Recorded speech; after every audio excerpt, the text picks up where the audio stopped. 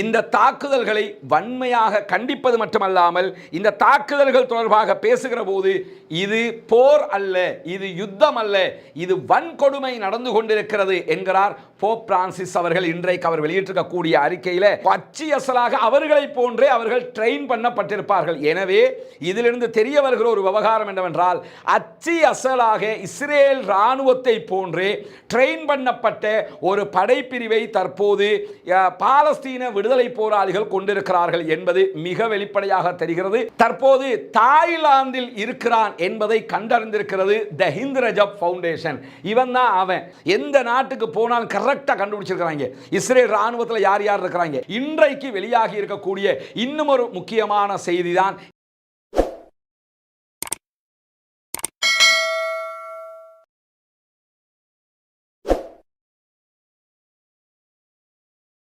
அஸ்ஸலாமு அலைக்கும் வரஹ்மத்துல்லாஹி வபரகாத்துஹு. பேரன்பிற்கினிய சகோதர சகோதரிகளே, நம் அனைவர் மீதும் ஏக இறைவனுடைய அமைதியும் கருணையும் உண்டாகட்டுமாக என்கிற உயரிய பிரார்த்தனைகளோடு 442வது நாளாகவும் காசாவிலும் காசாவையொட்டிய பாலஸ்தீன பெருநிலப்பரப்பிலும் என்னவெல்லாம் நடக்கிறது என்கிற செய்திகளைத்தான் இன்றைக்கும் நாம் பார்க்க இருக்கிறோம். இன்றைக்கு வெளியாகி இருக்கக்கூடிய மிக முக்கியமான செய்திகளில் நாம் பார்க்க இருக்கிற ஒரு மகிழ்ச்சியான செய்திதான், தற்போது நடந்து வரக்கூடிய யுத்தத்தில் நமக்கெல்லாம் தெரியும், ஏற்கனவே பாலஸ்தீன விடுதலை போராளிகளுக்கு ஆதரவாக, பாலஸ்தீன மக்களுக்கு ஆதரவாக வந்து போராடி கொண்டிருந்த ஹிஸ்புல்லாக்களுக்கும் இஸ்ரேலிய அரசாங்கத்திற்கும் இடையில், ஹிஸ்புல்லாக்களுக்கு என்று சொன்னால் ஹிஸ்புல்லாக்கள் இருக்கக்கூடிய லெபனானிய அரசாங்கத்திற்கும் இஸ்ரேலிய அரசாங்கத்துக்கும் இடையிலே ஒரு சீஸ்ஃபயர் ஒப்பந்தம் உண்டாக்கப்பட்டிருக்கிறது. சமாதான உடன்படிக்கை நடைமுறையிலே இருக்கிறது. இந்த நிலையில் ஹிஸ்புல்லாக்கள் இஸ்ரேலுக்கு எதிரான தாக்குதல்களை இடைநிறுத்தி வைத்திருக்கிறார்கள். 60 நாட்களுக்கு இந்த உடன்படிக்கை செல்லுபடியாகும் என்று சொல்லப்படுகிறது. இப்படியான நிலையில் யமனில் இருக்கக்கூடிய ஹூதிகள் இஸ்ரேலிய ஆக்கிரமிப்பு பயங்கரவாத இராணுவத்திற்கு எதிராக அவர்களுடைய கப்பல்கள், இஸ்ரேலிய கப்பல்கள், இஸ்ரேலுக்கு ஆதரவான கப்பல்கள், இஸ்ரேலுக்கு ஆதரவாக இருக்கக்கூடிய அமெரிக்க கப்பல்கள் என்று செங்கடலை தாண்டி செல்லக்கூடிய கப்பல்கள் மீது தொடர்ந்து தாக்குதல்களை நடத்தி வருகிறார்கள். இந்த மாதிரியான நிலையில் கடந்த 2 நாட்களுக்கு முன்பதாக இஸ்ரேலிய விமானப்படையினர் விமானம் மூலமாக F-35 விமானங்களின் மூலமாக ஹொதைதா உள்ளிட்ட யமனுடைய மிக முக்கியமான சில தளங்கள் மீது தாக்குதல்களை நடத்தி இருந்தார்கள். இதற்கு பதிலடி கொடுக்க ஆரம்பித்திருக்கக்கூடிய ஹூதிகளுடைய படைப்பிரிவு தொடர்ந்தும் நாங்கள் நேரடியாகவே இஸ்ரேலை தாக்குவோம் என்று அறிவித்திருக்கிறார்கள். குறிப்பாக யமனுக்கும் இஸ்ரேலுக்கும் இடையில 2020+ கிலோமீட்டர்கள் தூரம் இருக்கிறது. யமன் என்பது சவுதிக்கு கீழே செங்கடலுடைய மிக மிக முக்கியமான பகுதிகளில் இருப்பது நம்ம பார்க்க முடியும், வரைபடத்தை நீங்க எடுத்து பார்த்தீங்கன்னா. ஆனால் இஸ்ரேல் என்பது செங்கடலுக்கு மேல் பகுதிகளில் இருக்கும் 2020 கிலோமீட்டர்களுக்கு அதிகமான தூரம் 2 நாடுகளுக்கு இருக்கிறது. இந்த நிலையில தான் இஸ்ரேலிலிருந்து விமானப்படை மூலமாக வந்து ஹூதிகள் மீது தாக்குதல்களை நடத்துகிறார்கள். ஆனால் ஹூதிகள் இஸ்ரேலுக்கு எதிரான தாக்குதல்களை யமன்ல இருந்து கொண்டே பாலிஸ்டிக் ஏவுகணை மூலமாக தாக்குதல்களை நடத்த ஆரம்பித்திருக்கிறார்கள். குறிப்பாக பாலஸ்டைன் 2 என்கிற ஹைப்பர்சோனிக் ஏவுகணை மூலமாகத்தான் தாக்குதல்கள் நடத்தப்படுகிறது. இந்த தாக்குதல்கள் இன்றைக்கு மிக மும்முரமாக நடைபெற்றிருக்கிறது.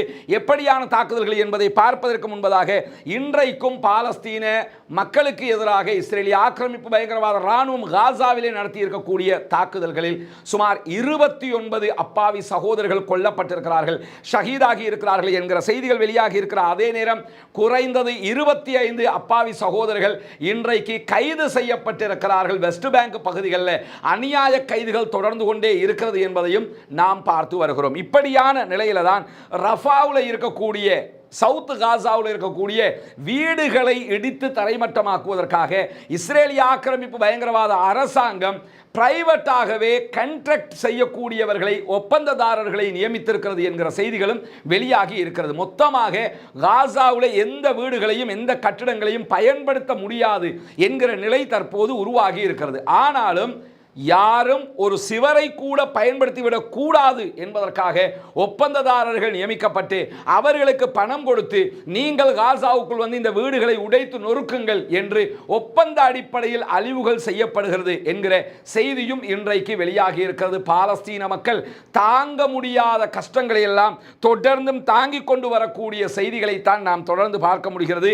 இந்த மாதிரியான நேரத்தில் தான் நேற்றைய தினம் இஸ்ரேலிய ஆக்கிரமிப்பு பயங்கரவாத இராணுவத்தைச் சேர்ந்தவர்கள் அவர்கள் நடத்திய தாக்குதல்களில் ஒரே குடும்பத்தைச் சேர்ந்த 7 குழந்தைகள், அப்பாவி குழந்தைகள் கொலை செய்யப்பட்டிருக்கிறார்கள். இதுவரைக்கும் 20,000க்கு மேற்பட்ட அப்பாவிகள் காசாவிலே கொன்றொழிக்கப்பட்டிருக்கிறார்கள். இந்த செய்திக்கு பிறகு 7 குழந்தைகள் கொல்லப்பட்ட செய்திக்கு பிறகு மிக முக்கியமான ஒரு அறிக்கையை வெளியிட்டிருக்கக்கூடிய போப் பிரான்சிஸ் அவர்கள் இந்த தாக்குதல்களை வன்மையாக கண்டிப்பது மட்டுமல்லாமல் இந்த தாக்குதல்கள் தொடர்பாக பேசுகிற போது இது போர் அல்ல, இது யுத்தம் அல்ல, இது வன்கொடுமை நடந்து கொண்டிருக்கிறது என்கிறார் போப் பிரான்சிஸ் அவர்கள். இன்றைக்கு அவர் வெளியிட்டிருக்கக்கூடிய அறிக்கையில் ஏன்னு சொன்னா இவ்வளவு அநியாயங்களை தாங்கிக் கொள்ள முடியாமல் இருக்கிறது, எத்தனை குழந்தைகளை தான் கொன்றொழிப்பீர்கள் என்கிற விதமாக அவருடைய கேள்விகள் இன்றைக்கு முன்வைக்கப்பட்டிருக்கிறது. போப் பிரான்சிஸ் அவர்கள் இந்த யுத்தம் ஆரம்பிக்கப்பட்டதிலிருந்து இத்தோடு 7வது தடவையாக இஸ்ரேலை கண்டிக்கிறார், இஸ்ரேலுக்கு எதிரான அறிக்கைகளை வெளியிட்டிருக்கிறார் என்பதை நாம் அவதானிக்க முடியும். இப்படியான அறிக்கைகளை வெளியிட்டும் உடனடியாக யுத்தத்தை நிறுத்துங்கள் என்று போப் அவர்கள் கோரிக்கை விடுத்தும் கூட இதுவரைக்கும் இஸ்ரேலிய ஆக்கிரமிப்பு பயங்கரவாத இராணுவம் எந்த விதத்திலும் இடம் கொடுக்காமல் தாக்குதல்களை நடத்தி கொண்டே இருக்கிறார்கள். காசாவிலே அரை மணி நேரத்திற்கு ஒரு குழந்தை சராசரியாக கொல்லப்படுகிறது, ஷஹீதாகிறது என்கிற செய்திகள் வெளியாகி இருப்பதை நாம் பார்க்க முடியும். இதுவரைக்கும் 20,000க்கு மேற்பட்ட குழந்தைகள் கொல்லப்பட்டிருக்கிறார்கள், ஷஹீதாகி இருக்கிறார்கள். இடிபாடுகளுக்குள் சிக்கியிருக்கக்கூடியவர்களுடைய எண்ணிக்கை தெரியாது, எத்தனை ஆயிரம் பேர் சிக்கியிருக்கிறார்கள் என்பதை யுத்த முடிவின் பின்னால் தான் நாம் அறிந்து கொள்ள முடியும் என்பதையும் இங்கே நாம் புரிந்து கொள்ள வேண்டும். போப் பிரான்சிஸ் அவர்களுடைய கண்டனத்தை தொடர்ந்து இன்றைக்கு வெளியாகி இருக்கக்கூடிய மற்றொரு செய்திதான், இன்றைக்கும் பாலஸ்தீன விடுதலை போராளிகள் இஸ்ரேலிய ஆக்கிரமிப்பு பயங்கரவாத இராணுவத்திற்கு எதிரான தாக்குதல்களை தொடர்ந்து நடத்தி வருகிறார்கள். குறிப்பாக மேற்கு கரை வெஸ்ட் பேங்க் பகுதிகளில் இஸ்ரேலிய ஆக்கிரமிப்பு பயங்கரவாத இராணுவத்திற்கு எதிராக பாலஸ்தீன போராளிகள் இன்றைக்கு குண்டு தாக்குதல்களை நடத்தி இருக்கிறார்கள் என்கிற செய்திகள் வெளியாகி இருக்கிறது. எத்தனை பேர் கொல்லப்பட்டிருக்கிறார்கள் என்கிற செய்திகள் வெளியாகவில்லை. ஆனால் தொடர்ந்து குண்டு தாக்குதல்கள், கையெறி குண்டு தாக்குதல்களும் நடத்தப்படுகிறது என்கிற செய்திகள் வெளியாகி கொண்டிருக்கக்கூடிய நேரத்தில் தான் இன்றைக்கு காசாவில் இடம்பெற்றிருக்கக்கூடிய ஒரு முக்கியமான தாக்குதல் தொடர்பான செய்தியும் வெளியாகி இருக்கிறது. அது என்ன முக்கியமான தாக்குதல் என்று சொன்னால், இன்றைக்கு இஸ்ரேலிய ஆக்கிரமிப்பு பயங்கரவாத இராணுவத்திற்கு உள்ளேயே சென்று நடத்தப்பட்டிருக்கக்கூடிய தாக்குதல்களில் 7 பயங்கரவாத இராணுவத்தை சேர்ந்தவர்கள் கொல்லப்பட்டிருக்கிறார்கள். எப்படி அந்த தாக்குதல் நடத்தப்பட்டிருக்கிறது என்று சொன்னால், இஸ்ரேலிய போர்சஸ் அணியக்கூடிய இராணுவ சீருடையை அணிந்து கொண்டு பாலஸ்தீன விடுதலை போராளிகள் அமைப்பை சேர்ந்த ஒருவர் அவர்களுடைய இராணுவத்தோடு இராணுவமாக கலந்து நின்று நடத்திய தாக்குதல்களில் 7 இஸ்ரேலிய ஆக்கிரமிப்பு பயங்கரவாத இராணுவத்தை சேர்ந்தவர்கள் கொல்லப்பட்டிருக்கிற அதே நேரம் குறித்த போராளியும் கொல்லப்பட்டிருக்கிறார், ஷஹீதாகி இருக்கிறார் என்கிற செய்திகள் வெளியாகி இருக்கிறது. இந்த இடத்துல ஒன்று நம்ம கவனிக்கணும் என்னன்னா, இஸ்ரேலிய இராணுவத்தினுடைய சீருடைகள் அச்சியசலாக ஒரு போர்சஸ் மாதிரியே, இஸ்ரேலிய போர்சஸ் மாதிரியே அடையாளம் காணுவதற்கு ஏதுவாக எப்படி பாலஸ்தீன விடுதலை போராளிகளுக்கு கிடைத்தது என்பது ஒரு மாபெரும் ரகசியமாக மாறி இருக்கிறது. ஏன்னா காசாவுக்குள்ள மாபெரும் யுத்தம் நடந்துகிட்டு வரக்கல, இந்த யுத்தத்திற்கு மத்தியில் இஸ்ரேலிய இராணுவத்தினுடைய சீருடைகளை அணிந்து கொண்டு இஸ்ரேலிய இராணுவத்தோடு இராணுவமாக ஒன்றிணைந்து கலந்து நின்று தாக்குதல் நடத்தப்பட்டிருக்கிறது என்று சொன்னால் தற்போது இஸ்ரேல் தலையை பீத்து கொள்ளக்கூடிய ஒரு நிலையாக இதுவும் மாறி இருக்கிறது. காரணம் என்னன்னா, இப்ப இருக்கிறவன் பூரா சந்தேகப்பட வேண்டிய நிலைமை வரும். ஏன்னு சொன்னா, இருக்கிறவங்க முகத்தை காட்டுகிற வரைக்கும் தான் நம்மாலுன்னு தெரியும். ஒரு வார் நடந்துகிட்டு இருக்கும் போது சின்சியரான ஒரு அட்டாக் நடந்துகிட்டு இருக்குதுன்னு சொன்னா அந்த அட்டாக் நேரத்தில் கொஞ்சம் முகத்தை காட்ட பார்த்துக்கலாமே என்று கேட்க முடியுமான்னா அப்படி கேட்க முடியாது. பக்கத்தில் இருக்கிறது நம்மால் நினைச்சுக்கிட்டு தான் தாக்குதல் நடத்தணும். அதிலும் குறிப்பாக இப்படியான தாக்குதல்களுக்கு அனுப்பப்படுகிறவர்கள் கண்டிப்பாக ஹீப்ரு மொழி தெரிந்தவர்களாகத்தான் இருக்க முடியும். ஏன்னா பல இராணுவமும் ஆழ ஊடுருவும் இராணுவ பிரிவு என்றொன்றை வைத்துக் கொள்வார்கள். இந்த ஆழ ஊடுருவும் இராணுவ பிரிவுக்கு கொடுக்கப்படக்கூடிய உலகளாவிய ட்ரைனிங்ல என்ன இருக்கும் என்று சொன்னா, அவர்கள் எந்த இராணுவத்திற்குள் ஊடுருவுகிறார்களோ அந்த இராணுவத்தை பற்றிய அறிவு முழுவதுமாக இருக்கும். அவர்கள் பேசுகிற மொழி என்ன லாங்குவேஜ் பேசுறாங்களோ அந்த லாங்குவேஜ் பற்றிய நாலேஜ் அவர்களுக்கு இருக்கும். அச்சு அசலாக அவர்களை போன்றே அவர்கள் ட்ரெயின் பண்ணப்பட்டிருப்பார்கள். எனவே இதிலிருந்து தெரிய வருகிற ஒரு விவகாரம் என்னவென்றால், அச்சு அசலாக இஸ்ரேல் இராணுவத்தை போன்றே ட்ரெயின் பண்ணப்பட்ட ஒரு படைப்பிரிவை தற்போது பாலஸ்தீன விடுதலை போராளிகள் கொண்டிருக்கிறார்கள் என்பது மிக வெளிப்படையாக தெரிகிறது. அதனால் தான் அவர்களுடைய சீருடையை அணிந்து கொண்டு அவர்களில் ஒருவரை போன்றே இருந்து கொண்டு அவர்களையே அட்டாக் பண்ணி அவர்களில் 7 பேரை கொன்றொழிக்க முடிந்திருக்கிறது என்பதையும் நாம் இந்த இடத்திலே புரிந்து கொள்ள வேண்டும். ஏன்னா இந்த ஆழ ஊடுருவும் படைப்பிரிவுகள் எல்லாம் ஒரு பெரிய இராணுவத்தில் மட்டும்தான் இப்படியான படைப்பிரிவுகள் இருக்கும். ஏன்னா அந்த எதிரிகளை வீழ்த்துறதுக்காக இப்படியான பயிற்சிகளை கொடுத்து அந்த மாதிரி ஆக்களை உருவாக்குவாங்க. அப்படி திடீரென்று பாலஸ்தீன விடுதலை இராணுவத்தினால் இது உருவாக்கப்பட்டிருக்காது என்பதையும் நாம் புரிந்து கொள்ள வேண்டும். அவர்கள் ஆல்ரெடி இப்படியான படைப்பிரிவுகளை வைத்திருந்திருப்பார்கள், தற்போது பயன்படுத்த ஆரம்பித்திருக்கிறார்கள், அல்லது ஆல்ரெடி பயன்படுத்தப்பட்டிருந்தாலும் இப்பொழுதுதான் செய்திகள் வெளியாகிறது என்பதைத்தான் நாம் இந்த இடத்திலே விளங்கிக் கொள்ள முடியுமாக இருக்கிறது. எனவே எது எப்படி போனாலும் பாலஸ்தீன விடுதலை போராளிகளுடைய தாக்குதல் வேறு ஒரு வியூகம் எடுத்திருக்கிறது. தனி மரமாக நின்றாலும் வீரமிக்க மரமாக அவர்கள் நிற்கிறார்கள், தனித்து நின்றாலும் சிங்கங்களாக போரிட்டுக் கொண்டிருக்கிறார்கள் என்பதை இந்த நிமிடம் வரைக்கும் நாம் பார்த்து கொண்டிருக்கிறோம். அல்லாஹு தஆலா அவர்களுக்கு அருள் புரிய வேண்டும், அல்லாஹு தஆலா அவர்களை கண்ணியப்படுத்த வேண்டும், அல்லாஹு தஆலா அவர்களுக்கு மேலும் மேலும் மரியாதையும் கண்ணியத்தையும் தைரியத்தையும் வீரியத்தையும் கொடுக்க வேண்டும் என்று அல்லாஹ்விடத்திலே பிரார்த்தனை செய்ய மறந்து விடாதீர்கள் என்கிற கோரிக்கைகளோடு இன்றைக்கு மேலும் ஒரு முக்கியமான செய்தி வெளியாகி இருக்கிறது. அது என்ன முக்கியமான செய்தி என்று சொன்னால், நமக்கு தெரியும் ஒரு 3-4 நாட்களுக்கு முன்பதாக ஜெல்ஃப்ரேன் புக் என்கிற ஒருவன் இலங்கைக்கு வந்திருக்கிறான் என்றும், இவன் தான் ஹிந்து ரஜப் என்கிற அப்பாவி குழந்தையை கொல்வதற்கு காரணமாக இருந்தவன் என்றும், இவனை கைது செய்யுங்கள் என்று ஜெல்ஃப்ரேன் புக்கு எதிராக த ஹிந்து ரஜப் ஃபவுண்டேஷன் என்கிற அமைப்பு கம்ப்ளைனை இலங்கை அரசாங்கத்திற்கு அனுப்பியிருந்தது. இவனை கைது செய்து ஐசிசிக்கு நீங்கள் ஒப்படைக்க வேண்டும் என்கிற முறைப்பாடு தான் அதில் செய்யப்பட்டது. த ஹிந்து ரஜப் ஃபவுண்டேஷன் பெல்ஜியத்தில் இருந்து செயல்பட்டு கொண்டிருக்கிறது. இந்த நிலையில் ஹிந்து ரஜப் ஃபவுண்டேஷன் சார்பாக விடுக்கப்பட்ட முறைப்பாடு ஐசிசியில் இவனை கைது செய்து ஒப்படைக்க வேண்டும் என்று. ஆனால் அவனை கைது செய்வதற்கு முன்பதாக இலங்கையிலிருந்து அவன் தப்பிச் சென்றிருந்தான் என்கிற செய்திகளை நம்ம நேற்று காலையிலேயே உங்களுக்கு வெளியிட்டிருந்தோம். அதே நேரத்தில் தான் பயணம் மேற்கொண்ட இருந்த போலந்துக்கான பயணத்தையும் தடை செய்திருக்கிறார், ரத்து செய்திருக்கிறார் இஸ்ரேலிய ஆக்கிரமிப்பு பயங்கரவாத அரசாங்கத்தினுடைய பிரதம மந்திரி பெஞ்சமின் நெத்தன்யாகு. காரணம் என்னன்னா, ஐசிசியினுடைய அரெஸ்ட் வாரண்ட் இருக்கிறதுனால பெல்ஜியத்தில் திருப்பி கைது பண்ணிடுவாங்க, இல்லைன்னா கைது பண்ண சொல்லி அழுத்தம் வந்து நம்ம ஓடி வர வேண்டி வந்துருச்சுன்னா பெருத்த கேவலமாக போயிடும் சொல்லி அந்த ஆளும் பயணத்தை ரத்து செய்திருந்த நிலையில் புகுந்து விளையாடிக்கிட்டு இருக்குது ரஜப் ஃபவுண்டேஷன் என்று தான் நாம் சொல்ல வேண்டும். ஏன்னா இலங்கையிலிருந்து ஒத்தனை விரட்டி அடித்தது மட்டும் இல்லாமல் இப்போ பெஞ்சமின் நெத்தன்யாகுக்கே போலந்துக்கு போக முடியாத நிலையை உண்டாக்கினது மட்டுமல்லாமல் இப்போ அவங்க பண்ணியிருக்கக்கூடிய ஒரு முக்கியமான விஷயம் என்னென்னு சொன்னால், காசாவில் போர்க்குற்றத்தில் ஈடுபட்டதாக கூறக்கூடிய இஸ்ரேலிய ஆக்கிரமிப்பு பயங்கரவாத இராணுவத்தைச் சேர்ந்த லெடோர் கண்டல்கர் என்கிற ஒருவன் தற்போது தாய்லாந்தில் இருக்கிறான் என்பதை கண்டறிந்திருக்கிறது த ஹிந்து ரஜப் ஃபவுண்டேஷன். இவன் தான்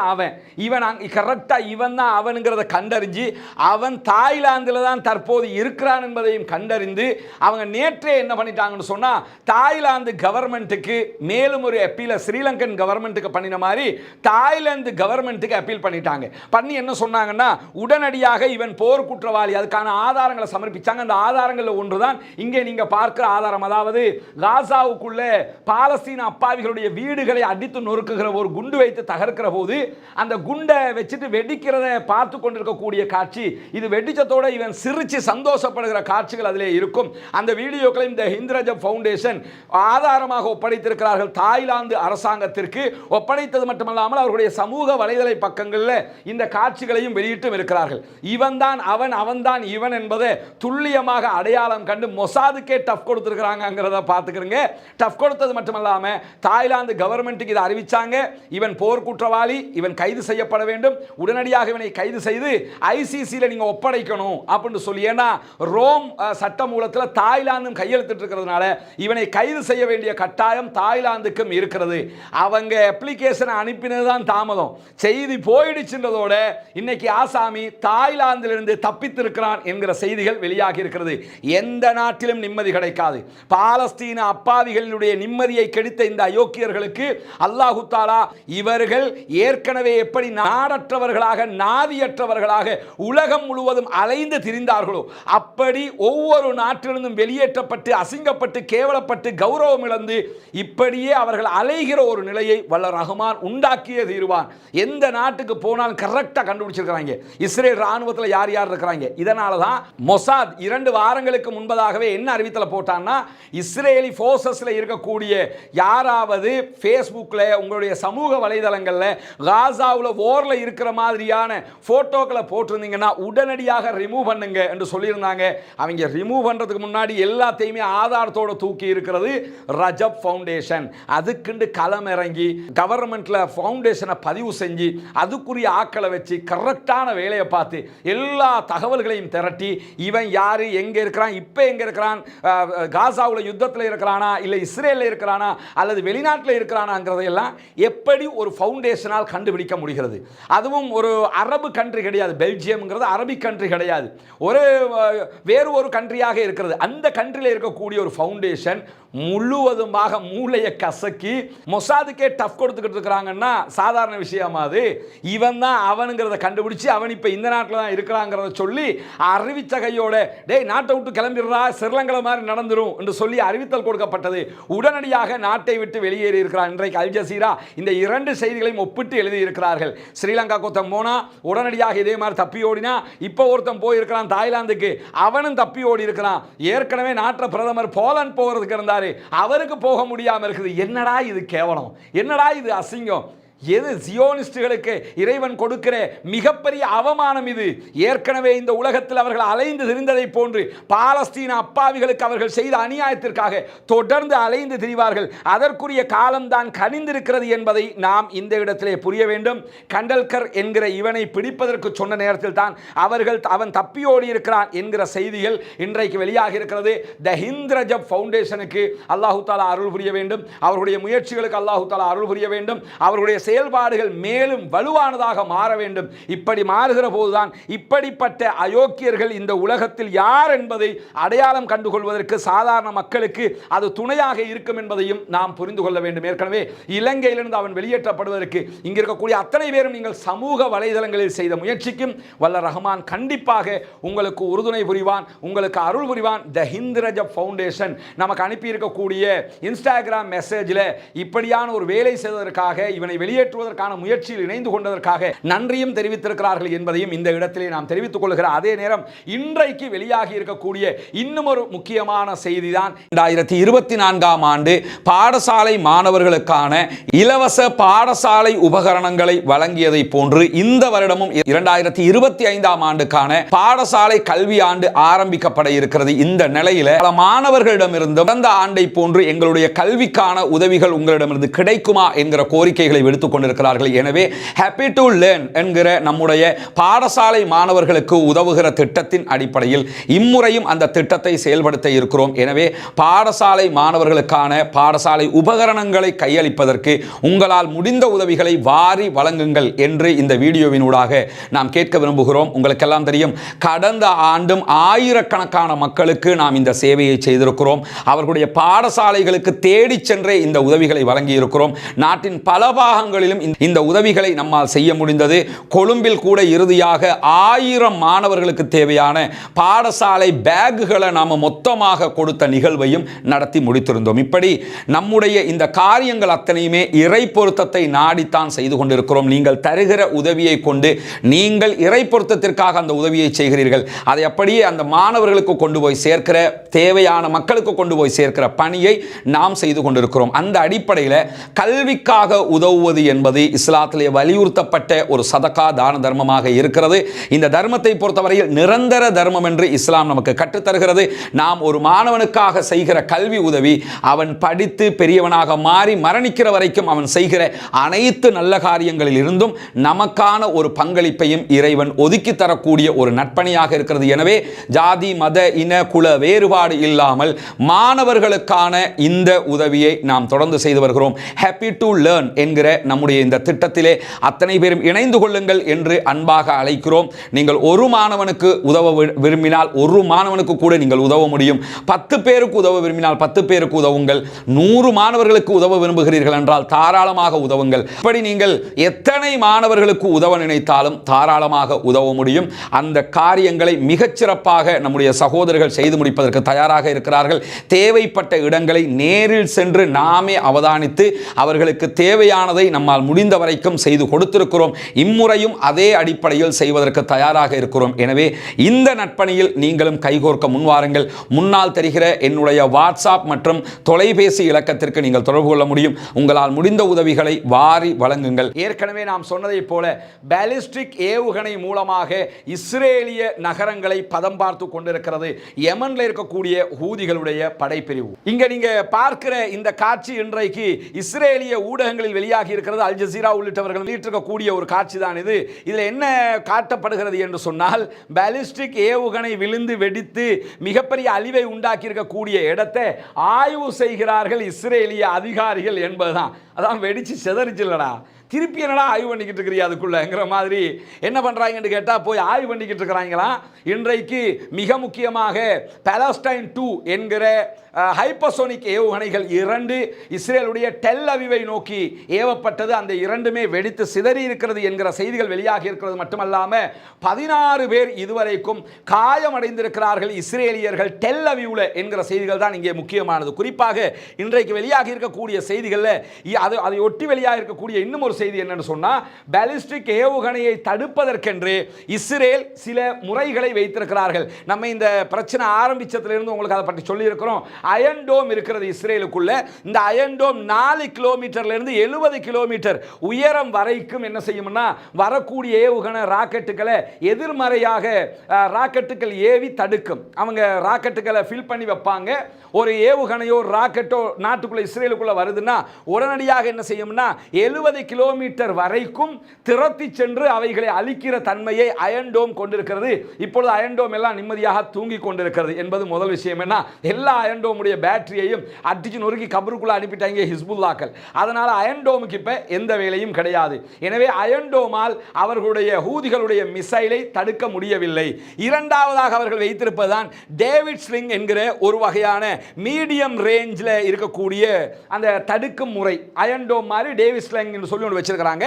அது கிட்டத்தட்ட 40 கிலோமீட்டர்ல இருந்து 300 கிலோமீட்டர் உயரம் வரைக்கும் போய் என்ன பண்ணும்னா வருகிற ஏவுகணையை விரட்டி சென்று தடுத்து உள்ளுக்குள்ள வர விடாம தடுக்கிற வேலையை பார்க்கும். அந்த நேரத்தில் சைரன் ஒளியும் எழுப்பிக் கொண்டே அது போகும். அது இரண்டாவது. இதனாலும் இன்றைக்கு தடுக்க முடியவில்லை. 2 மிஸ் டேவிட் ஸ்லிங்காலையும் தடுக்க முடியல.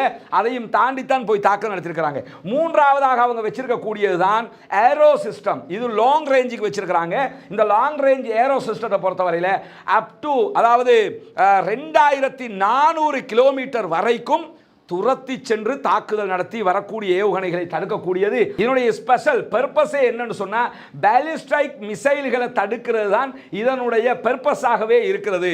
பாலிஸ்டிக் மிசைல்களை தடுக்கிறதாக இருந்தா இப்ப வந்த பாலஸ்டைன் 2 என்கிற ஹைப்பர்சோனிக் பாலிஸ்டிக் மிசைல்களை ஏன் தடுக்கவில்லை என்கிற கேள்வி வருதா இல்லையா?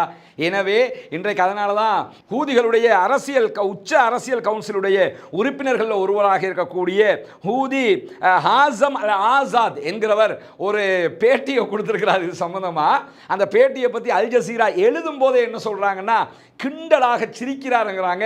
நீங்க அவருடைய பேட்டியை வீடியோவாக பார்த்தீங்கன்னா அவங்க சொல்றது சரிதான். அவர் கிண்டலா சிரிச்சுட்டு என்ன சொல்றாருன்னா, ஏண்டா அயன் டோம் வச்சிருக்கிறீங்க, டேவிட் ஸ்லிங் வச்சிருக்கிறீங்க, ஏரோ சிஸ்டம் வச்சிருக்கிறீங்க, இந்த மூணையும் தாண்டி உள்ள வந்து அடிச்சிருக்கிறோம்னா உங்க சிஸ்டத்தை விட எங்க சிஸ்டம் மேலானதுன்னு புரியுதா இல்லையா?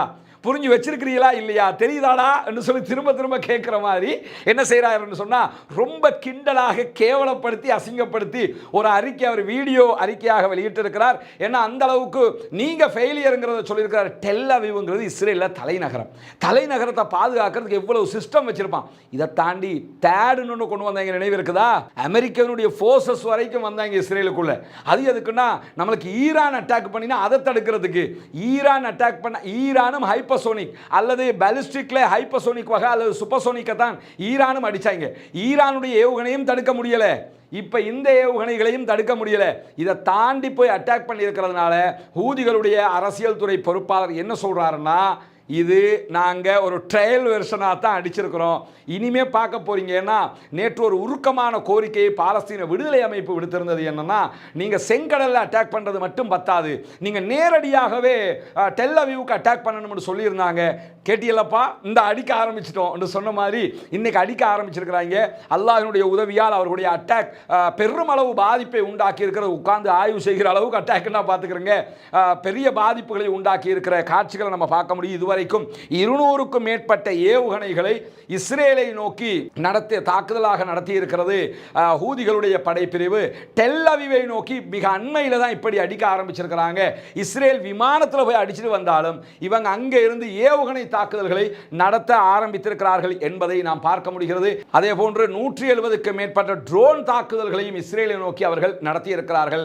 எனவே ஹூதிகளாக இருக்கலாம், லெபனானில் இருக்கக்கூடிய ஹெஸ்புல்லாக்களாக இருக்கலாம், ஒரு கட்டம் வரைக்கும் ஈரான்ல இருந்து ஆயுதத்தை எடுத்து அவங்க அட்டாக் பண்ணினதை தாண்டி இப்போ அவங்களே ஆயுத உற்பத்திகளை செய்ய ஆரம்பித்திருக்கிறார்கள். ஹூதிகளை பொறுத்தவரையில் ஏவுகணைகளையே 2000 கிலோமீட்டரை தாண்டி நடத்துகிற அளவுக்கு பலம் பொருந்தியவர்கள் என்றால், சவுதி அரேபியாவுக்கும் ஹூதிகளுக்கும் இடையிலே நடைபெற்ற போரில் கூட இறுதியாக சவுதி அரேபியா சமாதானம் பேசி யுத்தத்தை நம்ம நிறுத்திக்கிறோம் என்கிற நிலைக்கு வந்தாங்க. காரணம் என்னன்னா, விடாமலே அடித்துக் கொண்டிருந்தார்கள் சவுதி மேலேயே. சவுதியோடையே மோதியவங்களுக்கு 2000 கிலோமீட்டர் தாண்டி ஏவுகணை ஏவுகிறவங்களுக்கு அதையும் தாண்டி சிலதுகளை செய்ய முடியாது என்றெல்லாம் நாம் நம்ப முடியாது. எனவே தற்போது வெளிப்படையாக நேரடியான களத்திற்கு வந்திருக்கிறது ஹூதிகளுடைய படைப்பிரிவு. அவர்களுடைய அட்டாக் மிகப்பெரிய ஒரு பாதிப்பையும் அவர்களுக்கு உண்டாக்கி இருக்கிறது. பொறுத்திருந்து பார்ப்போம் என்னவெல்லாம் நடக்கிறது என்பதை. வல்ல ரஹ்மான் நம் அனைவருக்கும் அருள் புரிய வேண்டும். பாலஸ்தீன மக்களுக்காக பிரார்த்தனை செய்ய மறந்து விடாதீர்கள். பாலஸ்தீன மக்களுக்காக துஆ கேட்க மறந்து விடாதீர்கள். ஒவ்வொரு தொழுகைகளிலும் அவர்களுக்காக பிரார்த்தனை செய்கிற அதே நேரம் இஸ்ரேலிய ஆக்கிரமிப்பு பயங்கரவாத இராணுவத்திற்கும் அவர்களுக்கு துணையாக இருப்பவர்களுக்கும் எதிராக குனூத்து நாசிலாவை ஓத மறந்து விடாதீர்கள். குனூத்து நாசிலா பற்றிய வீடியோ நம்முடைய புதிய சேனல் ரஸ்மினம்மையசி டாக்ஸ் என்கிற இந்த சேனலையே பதிவேற்றி இருக்கிறோம். பார்க்காதவர்கள் அதை பார்த்து அந்த சட்டத்திட்டங்களை புரிந்து கொள்ளுகிற அதே நேரம் ஜனநாயக ரீதியாகவும் பாலஸ்தீன அப்பாவிகளுக்காக குரல் கொடுப்போமாக. வாஹ்ரு தஅவானா அல்ஹம்துலில்லாஹி ரப்பில் ஆலமீன்.